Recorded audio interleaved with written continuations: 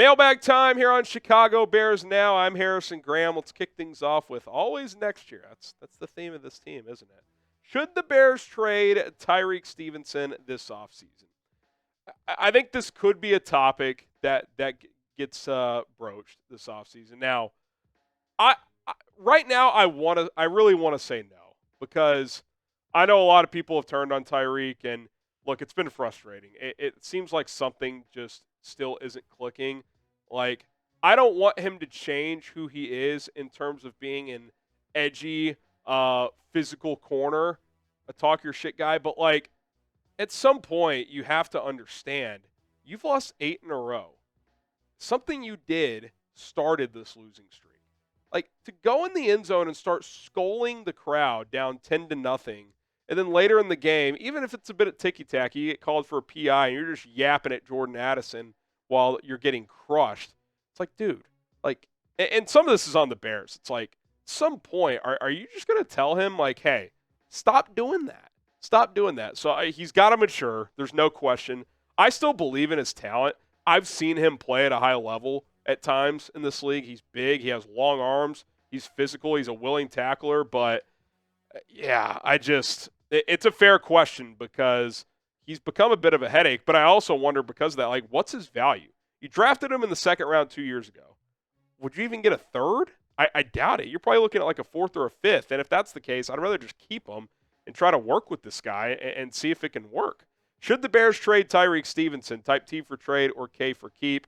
I'd keep him for now, but I think this is where the new coaching staff comes into play. Like, they got to get this guy to mature. M. Xavier, would you trade for Garrett Wilson? Appreciate the super chat. Yeah, there's a report out there, Rich Simony, who covers the Jets for ESPN, saying that he expects Wilson to request a trade this offseason. I would not. I'd be curious to see what it costs. Second-round pick, is that probably what you're looking at? But, like, even if you let Keenan Allen walk, like, sure, in theory, you could use another guy, but it's like you already have DJ Moore and Rome Odunze. Like, you've put assets into that position. I would just sign somebody or draft somebody in the middle rounds to compete to be your number 3 receiver. The way I kind of look at it next year, DJ, Rome, Kmet.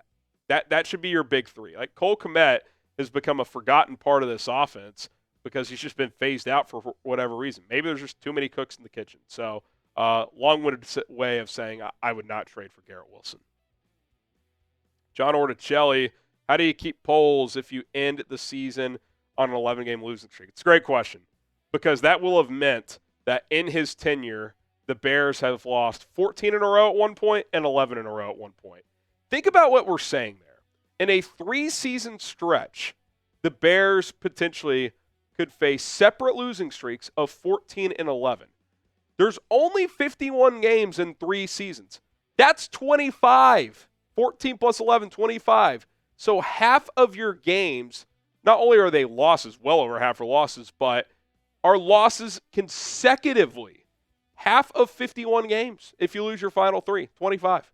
That's pretty remarkable. So, yeah, I think I'm not going to listen to what they're saying in terms of polls is safe, polls is safe, polls is safe until we get through Black Monday and he's actually safe because this thing has just gone so south. It really, really has. Subscribe to the channel. We'll cover everything surrounding Ryan Poles, coaching search, free agency, draft, everything this offseason. Obviously, the here and now as well. We'll finish this season out, go live for every single Bears game. So hit that subscribe button, turn on notifications. We got you guys covered here on Bears Now. DC Viper, how is this for a 3-player draft? Will Campbell, Mykel Williams, and Mason Taylor. Who are you taking in the top 50? Well, you're not going to get Will Campbell and Mykel Williams, I don't think. I think both of those guys are top 20 locks. So, I mean, could you package your 2 second-round picks to get into the top 20 along with your, let's say it's like the 8th pick you end up with? Sure, but I don't think you're getting both those guys. So you'd have to pick one of those first 2. Mason Taylor's an interesting day 2 name. You could get him along with one of those first 2. I don't think you can get all 3 of those players with the current draft picks you have. Augustine, if Ben Johnson is hired, what are the chances he wants Kevin Zeitler signed to help this O-line? I would think he'd be a guy that he'd want to bring along. Now, Zeitler's going to be 34 next year. He's not a young guy, but like 2-year contract for a high-level guard, plug and play at right or left guard. Maybe you bring back Tevin. Tevin can play both, so wherever Zeitler wants to play Tevin at the other spot. Your guard position is set for next year. Probably bring back Matt Pryor for a vet minimum. He can be your swing guard. I think he's proven he can be that, getting a lot of starting experience this year. And then, the big question after that is left tackle and center. If you bring Braxton Jones back, I would like to upgrade center. If you can't upgrade center, maybe you try to upgrade left tackle in the draft. Maybe you go with a Will Campbell, Kelvin Banks, try to play him at left tackle or at least compete with Braxton Jones. All right, Prize Picks is the place to go for daily fantasy sports in North America, available in more than 30 states with 10 million users and counting. You should be one of them. This holiday season, you can win up to 1,000 times your money on any given entry. So check out Prize Picks today, prizepicks.com/CLNS. Use the code CLNS. That code is going to get you a $50 bonus sent directly into your account when you play for just $5 on your first entry. Doesn't matter if you win or lose. You're going to get $5. All sports available: football, basketball, baseball. You got hockey, soccer, fighting sports. Got this 2-player entry right now. Caleb Williams. I think he gets at least one passing touchdown this weekend. Jahmyr Gibbs, they're going to run him a lot. It's going to be cold and windy in Chicago. David Montgomery's out for the season, so I like the more on his rushing yards as well. 5 to win, just under less than $15. At prizepicks.com/CLNS. Use the code CLNS to get started today. Pick more, pick less. It's Prize Picks. Shout out to Michael Horowitz. Keenan Allen spot needs to be looked at. This upcoming draft is booming with wide receiver talent, including Pat Bryant. I think of this. He's a free agent, Michael. So, I mean, if you ask me, I'd say Keenan Allen's gone. Is he taking a team-friendly deal with the Bears? I doubt it. And that's the only way I would consider it. So I'd let him test the market. If he comes back to you and you can work out a cheap 1 or 2 year deal, sure. But I think you got to use those resources elsewhere. Gaming 09B, do you see a Everett trade in the offseason? Who's trading for him? I mean, you could cut him. Does a new coach want to keep him and kind of get some use out of him? I mean, this guy had 5 years in a row where he averaged 400 yards. So did the guy just forget how to play football here? I don't know. It seems like it happens to a lot of guys once they get to Chicago. But he wouldn't be traded unless it was a conditional 7th-round pick or something. So he's either going to get cut or they're going to keep him. And by the way, whether he's here or not, tight end is low-key a pretty big position of need because obviously you got a starter in Kmet. What else you got? The last couple of years, you've tried to patchwork your backups with Robert Tonyan last year, Gerald Everett this year. Mercedes Lewis is a number 3 blocking guy, is fine, but he's 40. I know he said he wants to play 1 more year, but hell, he might go play with a contender at this point. So you're going to have to add at least 1, if not 2 tight ends this offseason.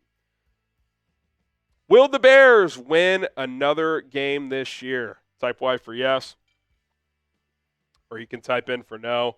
I'm going to say no. I will say this weekend against Detroit with their defensive injuries, you should be able to score some. We'll see what the weather looks like, but I don't expect them to win again. Anon, how much should the Bears give to sign Trey Smith? I mean, if you're not willing to reset the guard market, then you shouldn't even show interest because that's probably what it's going to take. Now, is that an overpay? Yes, he's not the best guard in the NFL, but top 10 guard, free agent, players like that don't typically hit the market. He may not. Chiefs may tag him. They may find a way to re-sign him. So I think you got to be prepared to offer, I don't know, $22 million per year, 23. It's going to cost a lot of money, man. Soldier Bear, what do you think of Frank Reich? Was he any good? He had a decent coaching career, but he's basically retired now. I think after the Panthers thing didn't work out, he just kind of retired. So he's not a head coach option if that's what you're getting at. Alan Mack, Ben Johnson, but who does he bring in as DC?